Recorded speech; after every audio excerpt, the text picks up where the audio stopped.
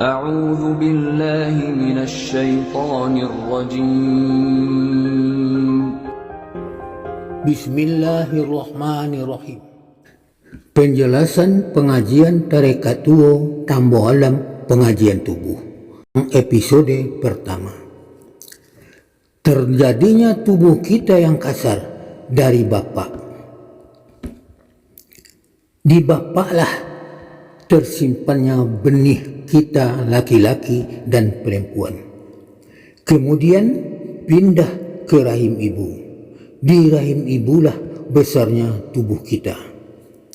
Yang tersembunyi di Bapak: 1. Ayang kariah ibu.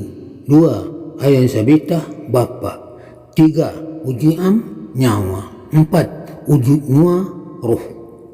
Itu adalah diri kita yang wajib diingat. Sabda Nabi, Bismillahirrahmanirrahim.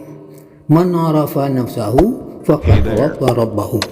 Artinya, barang siapa yang mengenal akan dirinya, pasti mengenal akan Tuhannya.